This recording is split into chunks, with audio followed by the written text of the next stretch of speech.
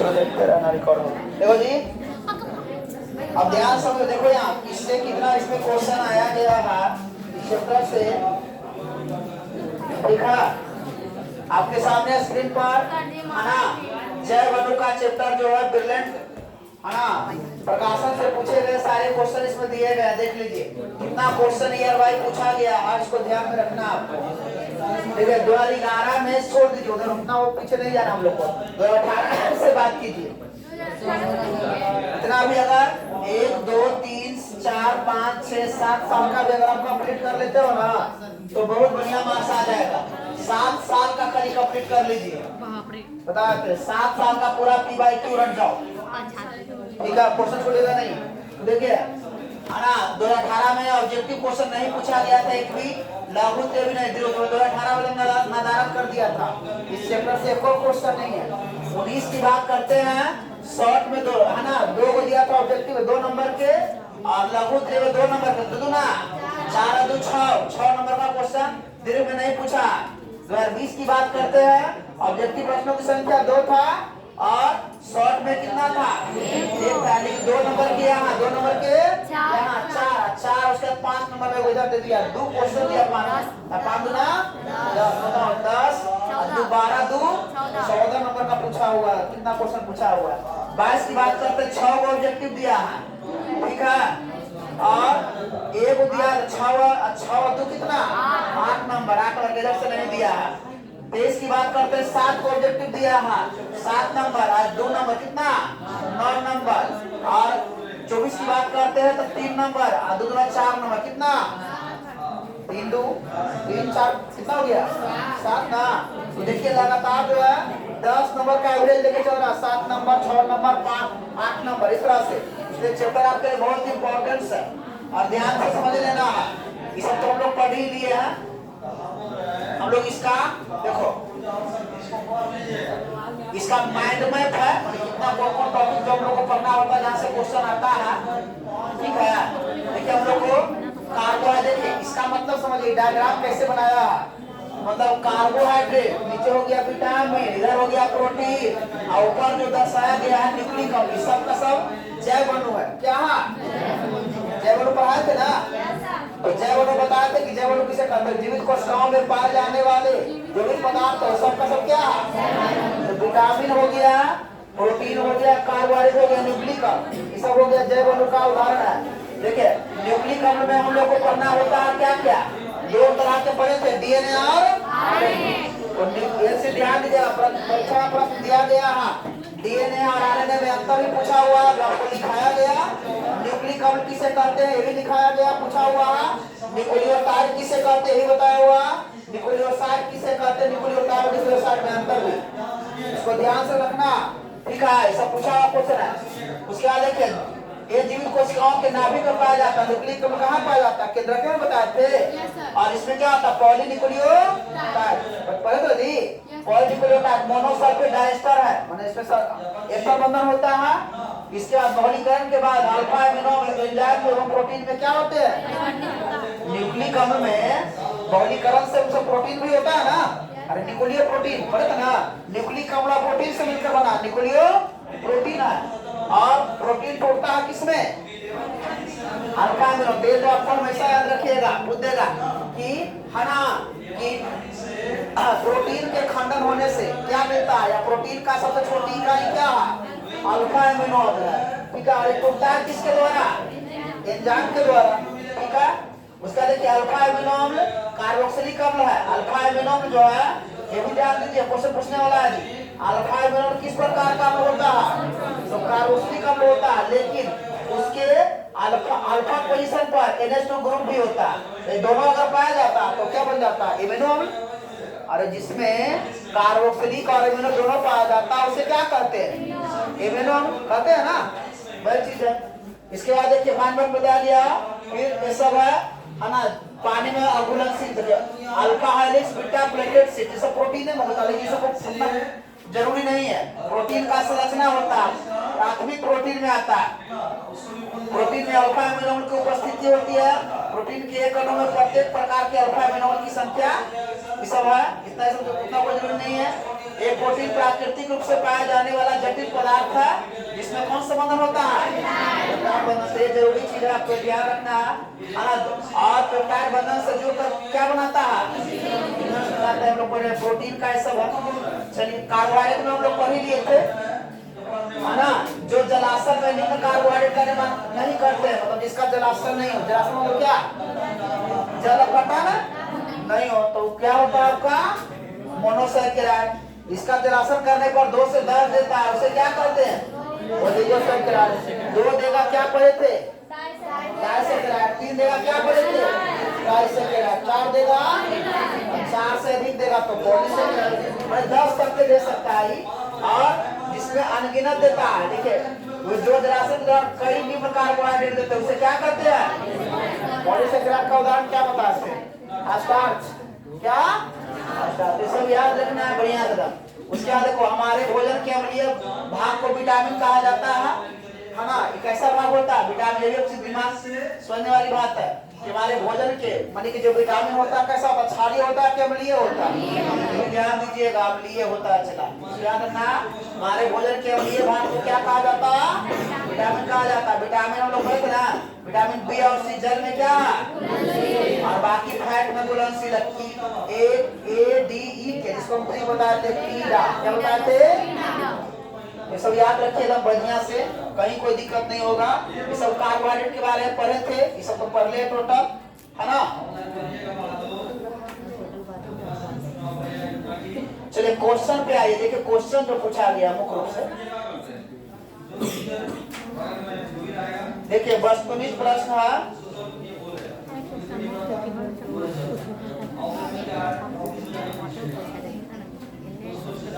ये देखिए अभिक्रिया है OHCH2, मतलब CH2H होगा और CH2H का 4 CHO जो गर्म किया गया उत्पाद है। ये क्वेश्चन जो है ना आपको याद रखना, N-हेक्सेन प्राप्त होता है। क्या प्राप्त होता है? N-हेक्सेन।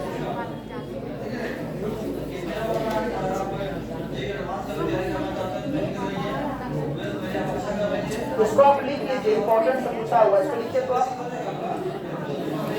बाकी जो लिखो तो अभिक्रिया क्वेश्चन दिया गया, अभिक्रिया लिखो OHCH2, इसका मतलब होता है CH2H भी लिख सकते हो, कोई दिक्कत नहीं होता। देखो इस क्वेश्चन पे लिखो,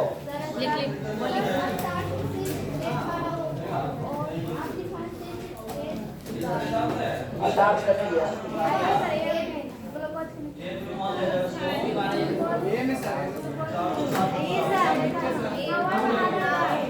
C6H12 नहीं, H10 होता है। C6H10 होता है, H10 होता है। H10 बताया, 12 कर दिया कोई। C6H10 होता है। सर जी बोलिए ना। देखो अभिक्रिया OHCH2 सिंगल बॉन्ड CHOH का 4 है टेट्रा।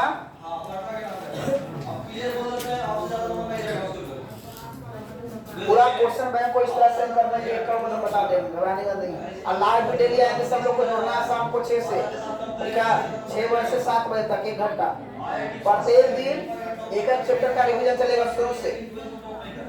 कल करवाए हैं सॉलिड स्टेट वाला, उसका वीडियो अपलोड होगा, देख लेना। और आज जो है बिलियन चैप्टर का रहेगा, ध्यान देना। किसी को कुछ रहेगा डाउट तो वहाँ पूछना है, उसको पूरा समझाया जाएगा।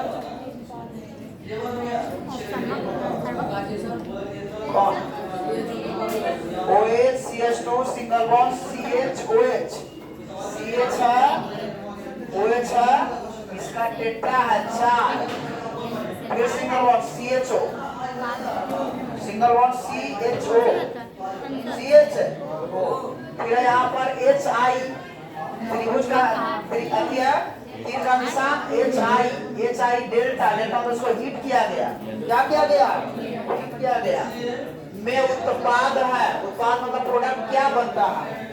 तो ये क्वेश्चन द्वारा कैसे पूछा, इसको याद रखेगा। बनता है N-हेक्सेन, नॉर्मल हेक्सेन बनता है, normal hexane, normal hexane, normal hexane, normal hexane बनता है। हो गया? चलिए देखिएगा अगला पढ़ा, जो दूसरा नंबर है तो पढ़ा बताएं। कार्बोहाइड्रेट जो जलाशीत मतलब जल अपघटन होता है। जलाशीत मतलब क्या होता है? जल जलाशीत होकर 3 से लेकर 10 मोनोसैकेराइड इकाई प्रदान करते हैं। 3 से 10 या 2 से 10 बताए थे ना, तो कौन होगा? ओलिगो ना, तो इसका ऑप्शन कौन होगा? अरे 3 से 10 या 2 से 10 दे ओलिगोसैकेराइड, अनगिनत दे पॉलीसैकेराइड। ठीक है, इसमें क्या करा? कार्बोहाइड्रेट जलाशीत होकर 3 से लेकर 10 मोनोसैकेराइड इकाई प्रदान करते हैं, उसे ओलिगोसैकेराइड कहते हैं। तो लिखावले इधर है ना, देखो गरमेश में दिया। अच्छा, सुक्रोज का सूत्र होता है, बताओ जल्दी से। सुक्रोज मतलब चीनी ना, सुक्रोज मतलब चीनी। चीनी का क्या होता है? C12। चीनी में कार्बन के कितने परमाणु होते हैं? 12। चीनी में कार्बन के 12 परमाणु होते हैं, तो इसमें कौन सा होगा? देखो C12H22 होगा। देखो कितना कंफ्यूजन करने वाला पूछा गया। C12H24 वही गाना दे रहे हैं, C12H22 वही गाना दे रहे हैं, है ना? C12H22 वही गाना, 12 ही गलती ना रे।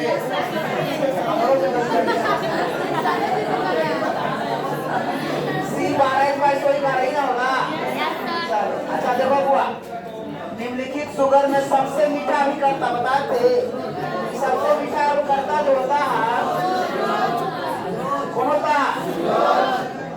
सुक्रोज। चीनी सबसे ज्यादा मीठा है। अच्छा बताओ, स्टार्च के जैविक में किस एंजाइम का उपयोग होता है?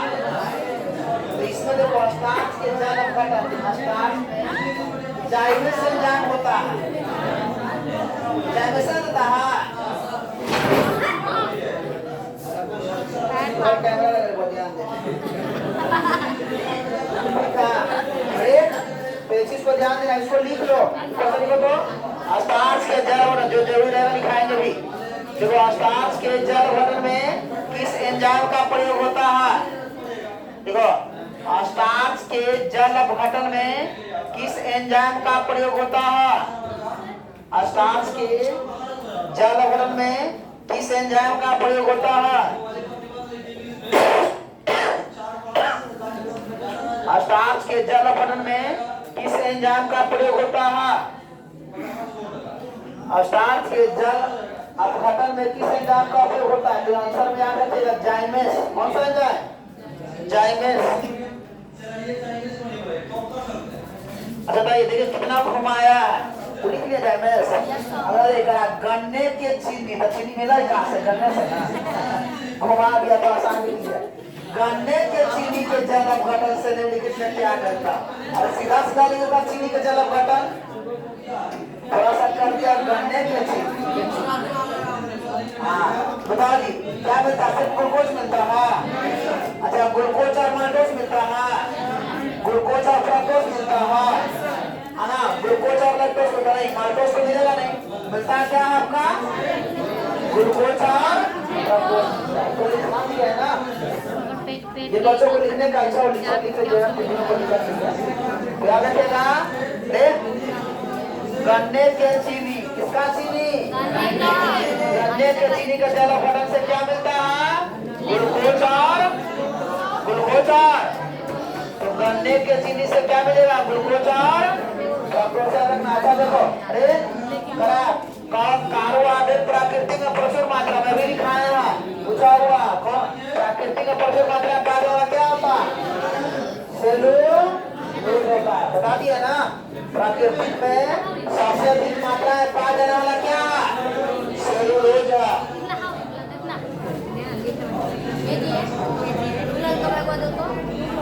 चलिए चलो यहाँ ध्यान रहे, आगे तो बड़े बहुत नहीं। अरे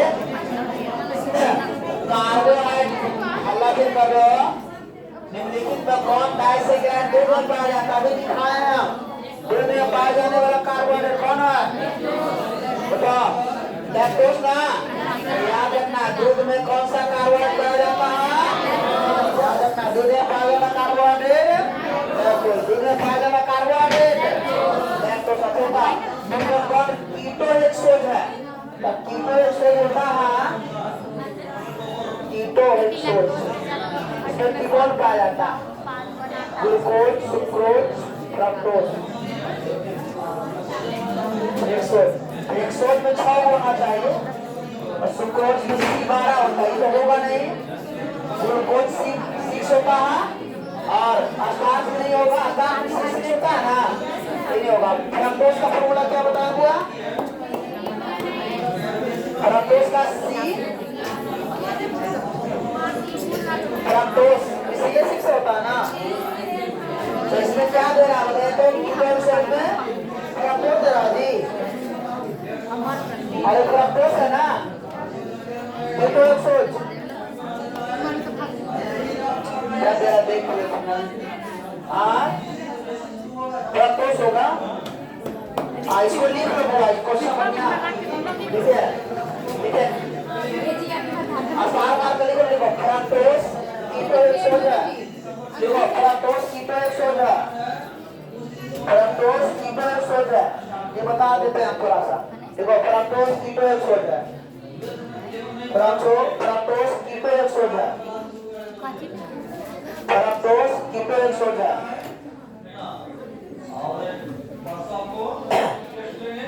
फ्रक्टोज कीटोहेक्सोज है, हो गया। इसको थोड़ा सा देख लो कौन कौन कीटो है, सही से तुम दिखाए हैं, देखो यहाँ देख लो रे, इसको लगा दिया, देखो वहाँ कार्बन संख्या 3 रहेगा, इसको बताइए एल्डिहाइड बनाने पर एल्डोन ट्रायोल बनाया था ना, तो देखो रे ग्लूकोज जो होता है ये तो नहीं पूछेगा, ग्लूकोज जो है एल्डोहेक्सोज है, अरे तो का ध्यान दो, इसको भी नोट करो, देखो ग्लूकोज, ग्लूकोज लिखो एल्डोहेक्सोज है, इसको भी लिखो, देखो ग्लूकोज एल्डोहेक्सोज है, लिख लो इसको, क्योंकि ये पूछा हुआ हो सकता है अभी पूछ दे, ये पूछा हुआ हो सकता है अभी ये पूछ दे, लिख लो ग्लूकोज, ग्लूकोज एल्डोहेक्सोज है, ग्लूकोज एल्डोहेक्सोज है, ग्लूकोज एल्डोहेक्सोज है, ग्लूकोज एल्डोहेक्सोज है, ग्लूकोज क्या है? एल्डोहेक्सोज, और फ्रक्टोज क्या है? कीटोहेक्सोज, ये तो बता ही दिया गया। चलिए इससे पूछा हुआ देख लीजिए, कितना बेइज्जती कर रहे हैं। अच्छा एक चीज देखो, ये भी क्वेश्चन आपका इम्पोर्टेंस है, लैक्टोज के जल अपघटन से कौन सा उत्पाद बनता है, पूछा हुआ हुआ, बताइए लैक्टोज के जल अपघटन से कौन कौन सा बनता है? अच्छा लैक्टोज पहले बताओ कि लैक्टोज क्या है, तो डाइसैकेराइड होगा ही, तो डाइसैकेराइड ना, तो लैक्टोज के जल अपघटन से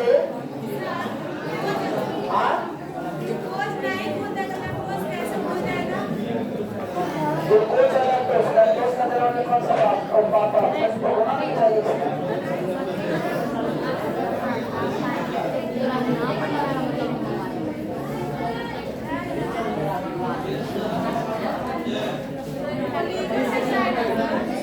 लैक्टोज रिवर्स है क्या, ग्लूकोज बनेगा, देखो इसको लिखो आंसर, देखो लैक्टोज के जल अपघटन से, इसको लिखो हुआ 2 नंबर का क्वेश्चन लिख लो, देखो लैक्टोज के जल अपघटन से, लैक्टोज के जल अपघटन से, लैक्टोज के जल अपघटन से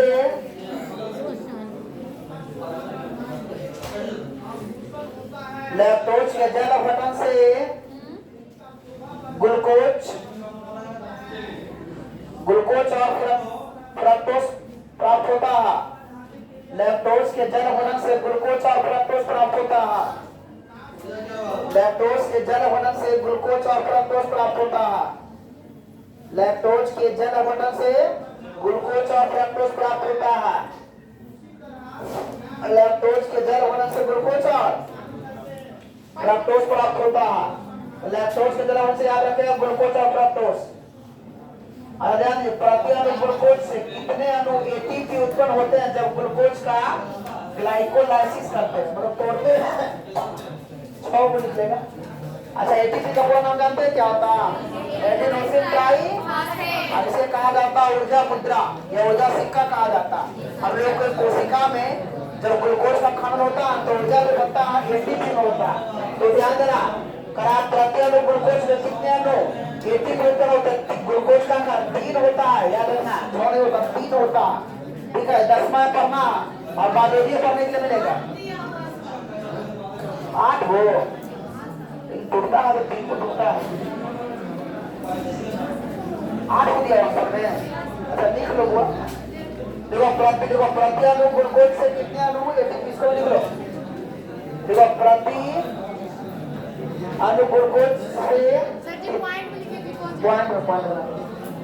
प्रति अणु ग्लूकोज से कितने अणु एटीपी उत्पन्न होते हैं। प्रति अणु ग्लूकोज से कितने अणु एटीपी, प्रति अणु ग्लूकोज से कितने अणु एटीपी उत्पन्न होते हैं। प्रति अणु ग्लूकोज से कितने अणु एटीपी उत्पन्न होते हैं। प्रति अणु ग्लूकोज से कितने अणु एटीपी उत्पन्न होते हैं जब ग्लूकोज का ग्लाइकोलाइसिस करते हैं। जब ग्लूकोज का ग्लाइकोलाइसिस करते हैं प्रति अणु ग्लूकोज से कितने अणु एटीपी उत्पन्न होते हैं जब ग्लूकोज का ग्लाइकोलाइसिस करते हैं।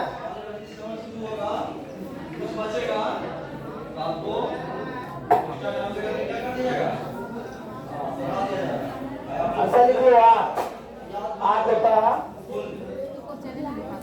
असल में आप लिखा उसी में 8 कर दो।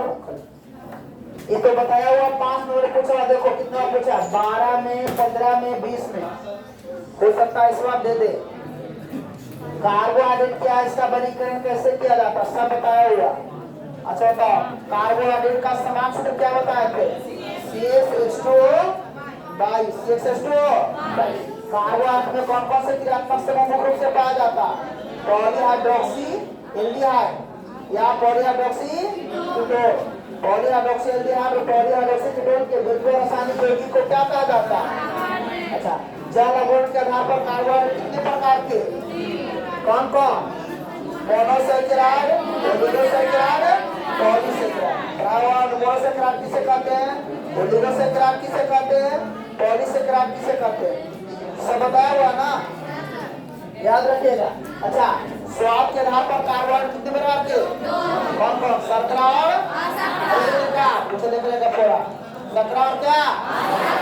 अच्छा अनार अपचायक एवं अनपचायक प्राकृतिक आधार पर 2 प्रकार के अपचायक और अनपचायक, ठीक है। अच्छा बताओ अपचायक शर्करा बताए थे बेनेडिक्ट घोल में कौन सा देता है लाल अवक्षेप देता है और टॉलिस प्रतिकारक के साथ अपचायक शर्करा क्या देता है सिल्वर दर्पण देता है, बताया था ना। तो याद रखिएगा बढ़िया से इसको, कहीं कोई दिक्कत नहीं। देखिए कुछ ऑब्जेक्टिव क्वेश्चन है। अच्छा जूटरान बनाने में कौन समर्थ होता है, कौन बनाता है जूटरान, इम्यूनोल ना, ये तो बनाएगा नहीं, इम्यूनोल है नहीं, ये इम्यूनोल नहीं है तो इम्यूनोल में क्या होता है इसमें COOH और NH2 और COOH और क्या हो तो इसमें है COOH इसमें है COOH और NH2 है बोलो इसमें है तो कौन है NH2 तो H2S और CH2 इसमें होगा। ये इम्यूनोल का जूटरान बनाता है जी, तो ऑप्शन नंबर कौन होगा समझ में आया कि नहीं आया। अरे बताओ जूटर आयन कौन बनाता है, दोनों को बनाता है दोनों है दोनों इसी में ना बता देना। देखो अरे इसमें हमने बताया था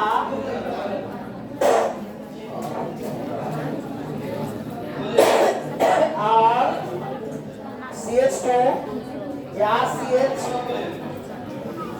NH2 और COOH रहेगा तो यहाँ से एक कार्बन निकल करके यहाँ जाता है और क्या बनता है R CH NH 3 बनता है दूसरा कोई पिक्चर CO2 माइनस इसको बोलते हैं जूटरान और जूटरान इसको कहते हैं।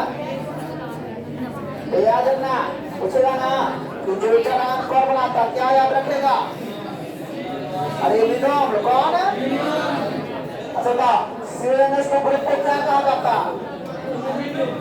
नहीं, केवल NH तो रहेगा ना एमिनो ग्रुप और CONS तो रहेगा एसिडेमाइड होता है, नहीं पढ़ा है? और CONS को क्या करते हैं? CONS बात बना रहे हो, कुछ बच्चे लोग डंडा उठाएंगे डर के ठोकना शुरू कर बता रहे। अरे बताओ, NH को खाली बोलते हैं एमिनो, क्या बोलते हैं? और CONS को बोलते हैं एसिडेमाइड। एसिडे या एमिनो का सकते हैं, इसे एमिनो इसे एमिनो। आप देखो यहाँ पर एमिनो ग्रुप ठीक है,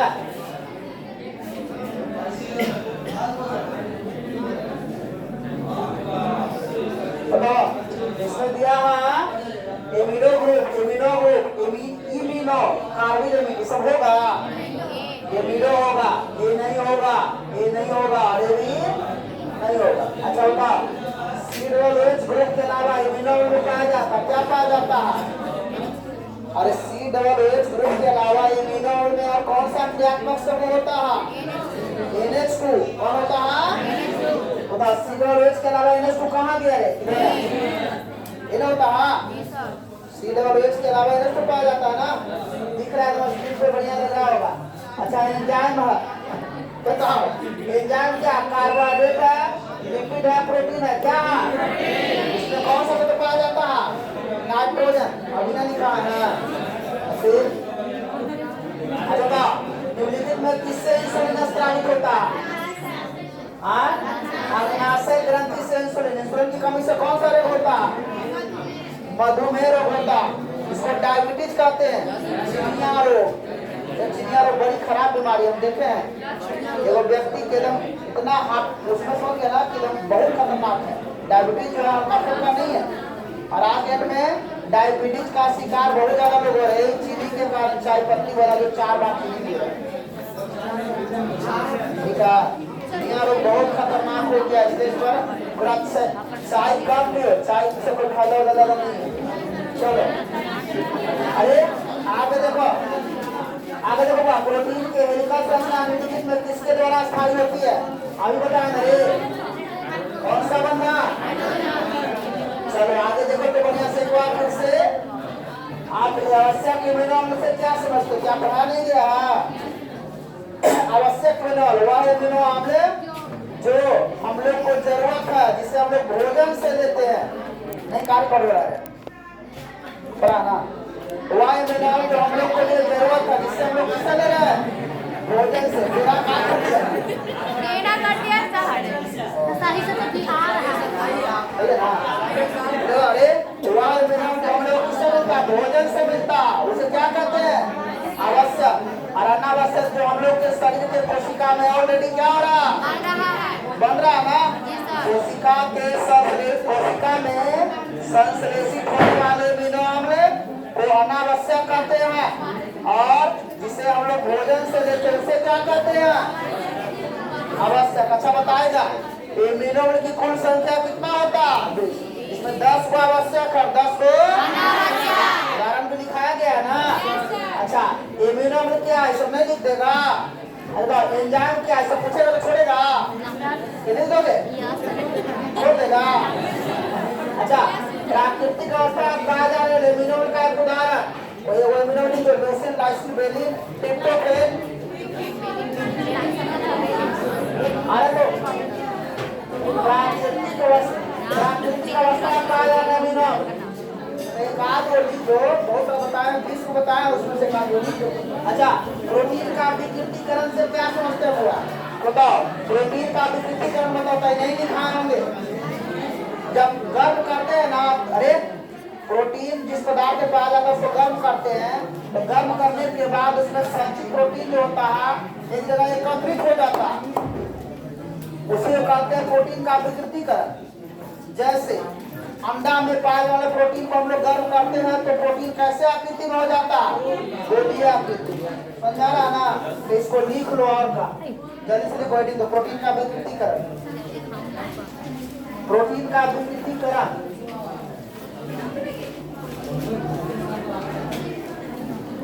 प्रोटीन का विकृतीकरण, प्रोटीन का विकृतीकरण प्रोटीन का विकृतीकरण, प्रोटीन का विकृतीकरण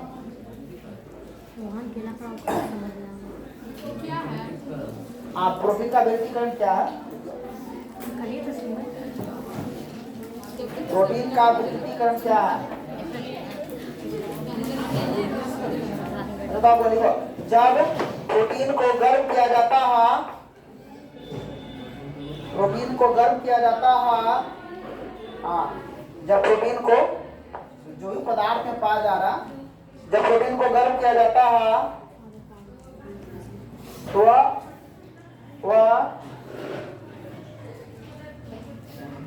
वह अपने आकृति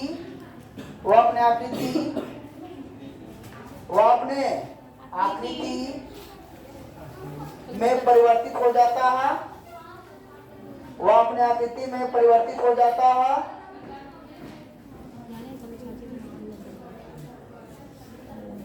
वह अपने आकृति में क्या हो जाता है? परिवर्तित हो जाता है, जिसे हो गया, जिसे प्रोटीन का विकृतीकरण कहते हैं, जिसे प्रोटीन का विकृतीकरण कहते हैं।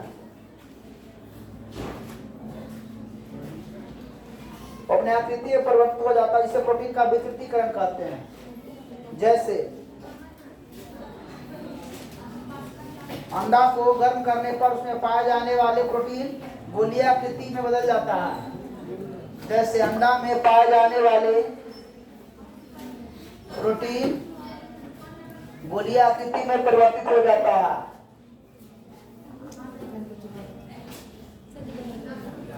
हो गया, अंडा में पाए प्रोटीन गोलीय आकृति में परिवर्तित हो जाता है। देखो, और सफेद उसका भाग जो होता है जहाँ जमा हो जाता है, स्कंदित हो जाता है। उसको लिखना नहीं, समझ लो यहाँ पर। देखो हुआ, जब प्रोटीन देखो, जब प्राकृतिक प्रोटीन भौतिक परिवर्तन करते, जैसे ताप में परिवर्तन, जैसे बताइए कि गर्म किए, इतना लंबा थोड़ा लिखने की जरूरत नहीं है।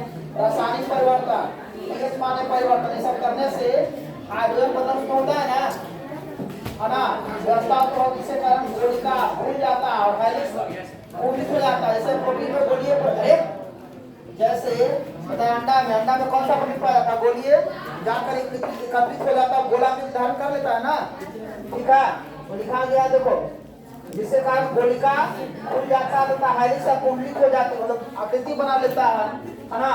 इसे और अपना पुरानी जैविक जो सक्रियता है तो उसको खोल बैठा, जो पूर्व से, जैसे मान लो अंडा को ऐसे खोल देते हो, देखते हो ना, एकदम लगता है पीला भाग और उजला भाग पता नहीं चलता है।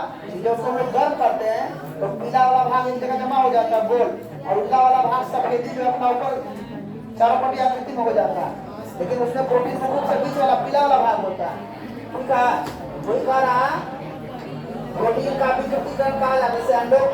जैसे अंडा को उबालने पर सफेदी का स्कंदन, सफेदी भाग होता है जो स्कंदित हो जाता है, और है ना, उसमें जो होता है बीच वाला होता है गोलीय आकृति में हो जाता है।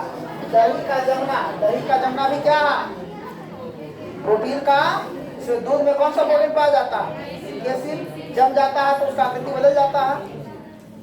दूध से दही बनने पर उसके उपस्थित प्रोटीन अपने आकृति परिवर्तित कर लेते हैं। वही लिखो, जैसे देखो, दूध से दही बनने पर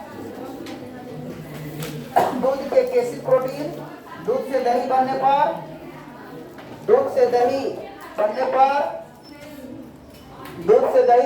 उसमें केसिल प्रोटीन, दूध से दही बनने पर उसमें केसिन प्रोटीन, दूध से दही बनने पर उसमें केसिन प्रोटीन अपना आकृति बदल देता है, क्योंकि दही जम जाता है, दूध पूरा जमा रहता है। अपना आकृति क्या होता है? दूध से दही बनने पर उसके उपस्थित केसिन प्रोटीन आकृति बदल देता है। चलो, यही सब याद रखना है। और देखो, सब क्वेश्चन इसमें पूछा गया, जो बाकी तो पूछा है जो कल भी लिखाएंगे, आपको पूरा हो नहीं पाएगा। लास्ट में देखो ना, टाइम मिलेगा तो करवाने देने से समय को बर्बाद करने से मेरा फायदा।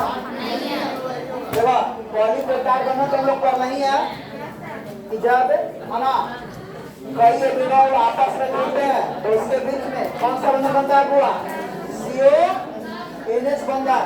और CONH बंधन जो टेन है इसको क्या कहते हैं? पॉलीपेप्टाइड। क्या कहते हैं? और CONH को क्या कहते हैं? पेप्टाइड। याद रखिएगा, CONH बंध को क्या कहते हैं? पेप्टाइड। और CONH बंधन रहेगा तो पॉलीपेप्टाइड। ये परीक्षा में पूछा हुआ पेप्टाइड बंधन और पॉलीपेप्टाइड बंधन याद रखिएगा बढ़िया से, किसी को छूटना नहीं चाहिए।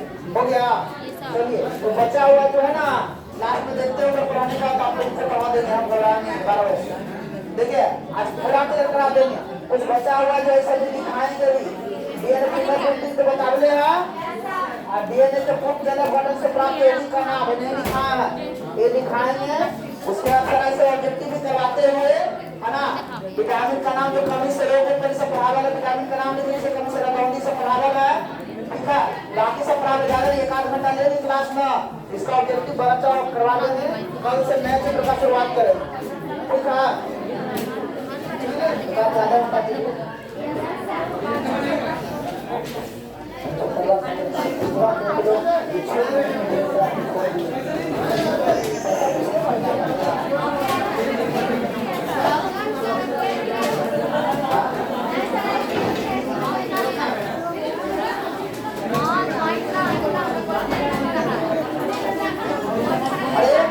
पूरा फिजिक्स वाला भी जो चैप्टर करवा देंगे इसी तरह से दौड़ करवा करके पूरा ऑब्जेक्टिव करवा देना क्लियर।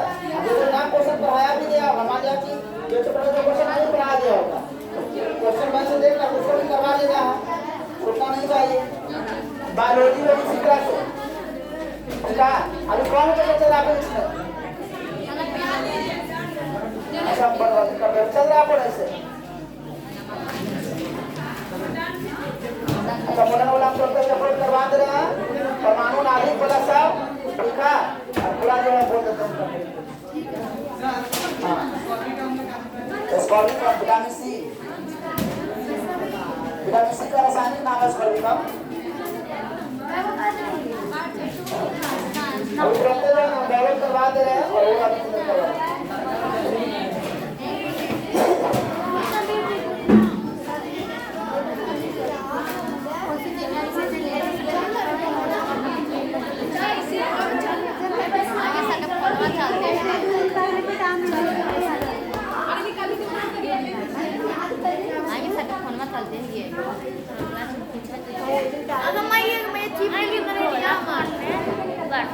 और तो चले ना दुकान। आई मम्मी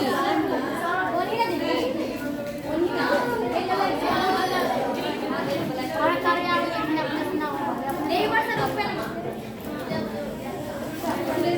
यार पहले ये ब्यूटी ये खुशी और पैसा दे लाइव क्लास लेना हम पढ़ा ले छुट्टी ले लेना हमारे पास ना ले ले ले जाए ना अच्छा मेरी बात सुनना मैं बोला ना अच्छा मैं तो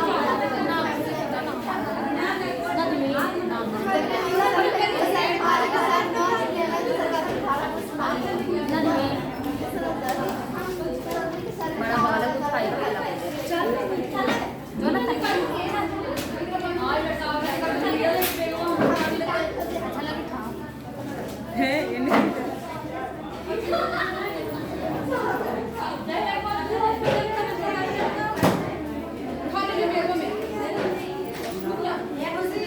चलाई दुकान